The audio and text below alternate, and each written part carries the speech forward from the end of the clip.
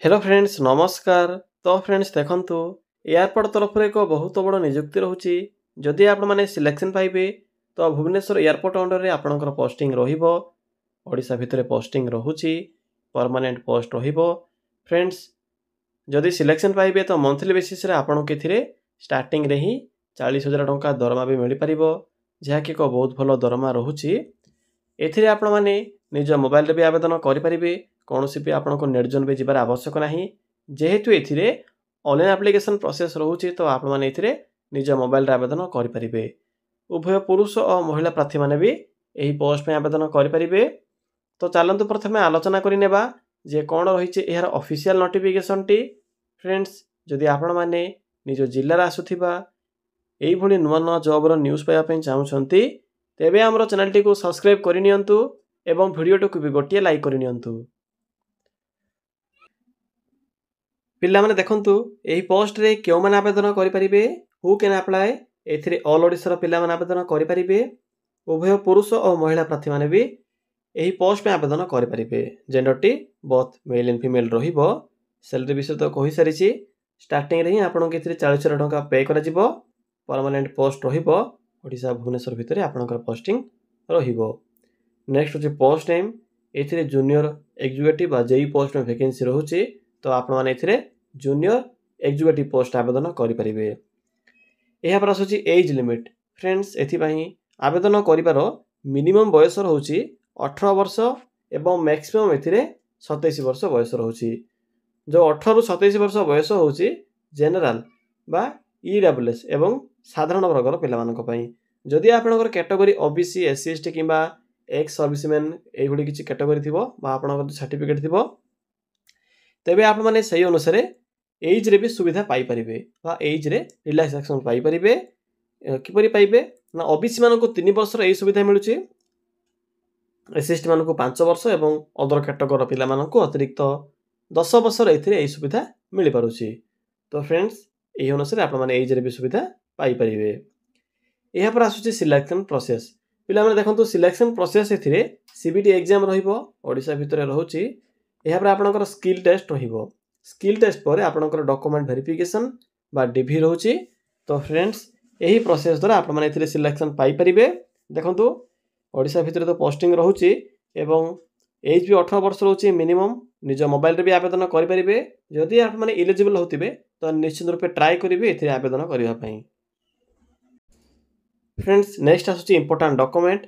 तो देखंतु जते बेले आप माने आवेदन करिवे, आवेदन करिवा समय रे किछि डॉक्यूमेंट आवश्यक पड़िबो जहा कि इंपोर्टेंट रहउची। कारण यह होची एक ऑनलाइन फॉर्म, तेणु आवेदन कला समय रे एही सब जो डॉक्यूमेंट मेंशन अछि सब डॉक्यूमेंट रो पीडीएफ फॉर्मेट आवश्यक पड़िबो।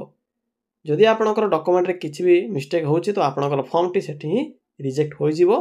तो आप माने प्रथमे आवेदन करिवा पूर्वरु प्रथमे डॉक्यूमेंट अछि ना नै चेक करि नेबे।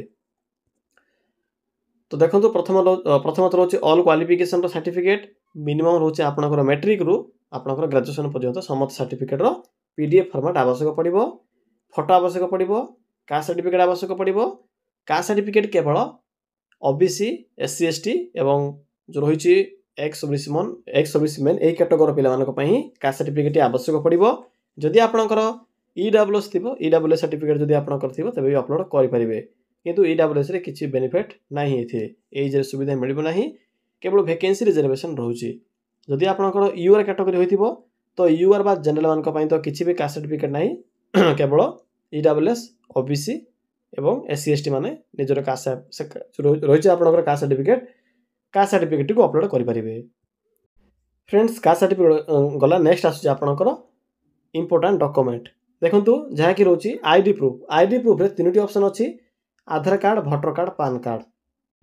तो देखंतु एथि मध्यरु आपनक पाखरे जहा भी आईडी प्रूफ थिबो से आईडी प्रूफ टी को सबमिट करि परिबे। आधार कार्ड थिले आधार कार्ड सबमिट करिवे, वोटर कार्ड थिले वोटर कार्ड मेंशन करि सबमिट करिवे, पैन कार्ड थिले पैन कार्ड एथिरे सबमिट करिवे। डॉक्यूमेंट गला। नेक्स्ट आसुछि एप्लीकेशन मोड। एथिरे आपनकर ऑनलाइन प्रोसेस रहउछि, निज मोबाइल रे भी आवेदन करि परिबे। तो चलंतु एबे आलोचना करिबा जे कोन रहिछि एहर ऑफिशियल नोटिफिकेशन, किपरि आप माने आवेदन करिवे निज मोबाइल माध्यम रे। से विषय रे एबे आलोचना करिबा जे आप माने किपरि निज मोबाइल माध्यम रे आवेदन करिवे। पिला माने किपरि आवेदन करिवे। देखंतु आवेदन करिवा पई सिंपली आप माने निज मोबाइल फोन रे थिबा एही गूगल टी को ओपन करिवे। ओपन कर सारा पर आपको ये एक सर्च और type URL option T show हो सिंपली ये क्लिक कर सर्च करेंगे कौन सर्च करेंगे सिंपली टाइप करेंगे ओडिशा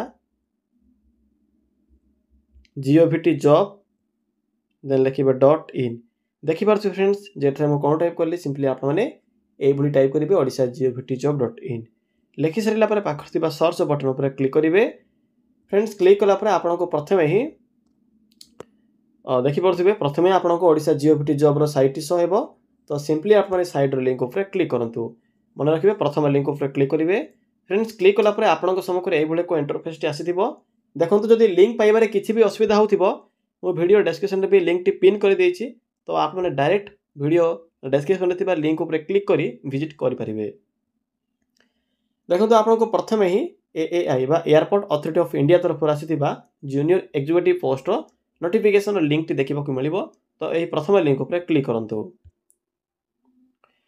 फ्रेंड्स क्लिक कलापर आपको ये पोस्टर फुल इनफॉरमेशन देखा मिल जपरिक आपंकर डिपार्टमेंट नेम कौन रोचे जॉब टाइप कौन प्लेस ऑफ पोस्टिंग क्यों रही ऑल ओवर इंडिया रोचे ओडिशा भी पोस्टिंग रही आपने ओडिशा को सिलेक्ट करेंगे लास्ट डेट देखो ये 18 मार्च 2025 पर्यंत डेट रोचे जहाँकि आपंकर बहुत सारा दिन अच्छी आवेदन करने तो आप आवेदन करेंगे वो टेक्निकल एंड नॉन टेक्निकल पिला वैकेंसी एलिजिबल हो पारे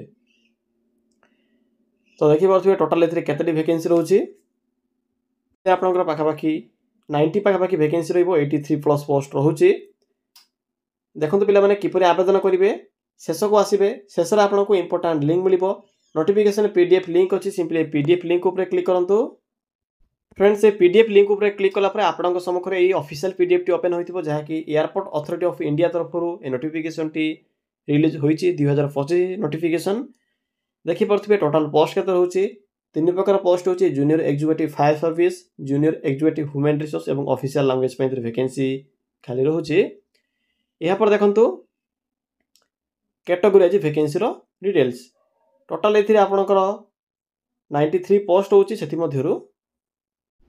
सॉरी फ्रेंड्स टोटाल 83 आपंकर पोस्ट होची यूआर मानक केतोटी वैकेंसी रहिबो EWS OBC SC ST समस्त वैकेंसी डिवाइड करा जायछि तो जदि आपंकर कास्ट सर्टिफिकेट थिबो तो निश्चित रूप अपलोड करेंगे यहाँ द्वारा vacancy reservation Piper PWD category पिला मानक भी वैकेंसी रिजर्वेशन रोचे तो आपने चेक करेंगे जदि आपंकर सर्टिफिकेट थिबो यहाँ पर आसूचे आपंकर क्वालिफिकेशन तो देखो पिला माने मिनिमम जदि आपंकर क्वालिफिकेशन डिग्री पास थी तो आपने junior executive human resource post आवेदन करेंगे यह सहित आपंकर एक्सपीरियंस भी आवश्यक पड़ुछि ऑप्शनल मेंशन अच्छी किंतु एसेंशियल नहीं मीन्स यह एक डिजायरेबल एक्सपीरियंस रोचे तो आपंकर मिनिमम क्वालिफिकेशन डिग्री पास भी आवेदन करेंगे यहाँ पर देखो एज जहाँकि आपंकर 18 ରୁ 36 वर्ष बयस यहाँ पर हूँ इवेंट डेट बा आपंकर आप्लायर डेट पे देखो जो आपंकर ऑनलाइन एप्लिकेशन प्रोसेस रोचे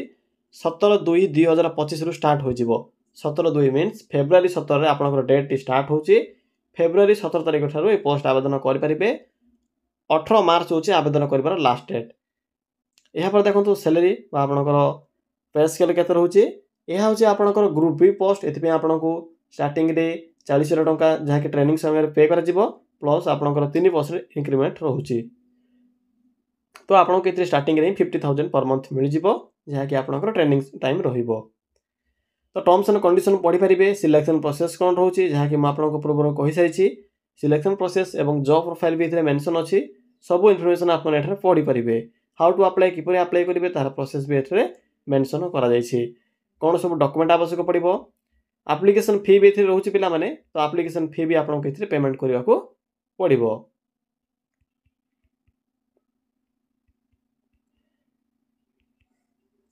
तो पे सिंपली बैक आसवे देखो बैक आसला आपको पुनर्बार यही साइट शो हो आपको जो वेबसाइट लिंक अच्छी एठार आपको अप्लाई लिंक देखा मिल 17/2 रु स्टार्ट होची एबे तो स्टार्ट होई नहीं केवल नोटिफिकेशन रिलीज होती आज ही रिलीज होती नोटिफिकेशन टी तो 17 फेब्रुआरी ठार आपने पोस्ट में आवेदन करेंगे यह भुवनेश्वर एयरपोर्ट रे आवेदन कर संपूर्ण इनफॉरमेशन जदि आपको किसी भी डाउट लगुव कमेंट सेक्शन में कमेंट कर जणाई पारे।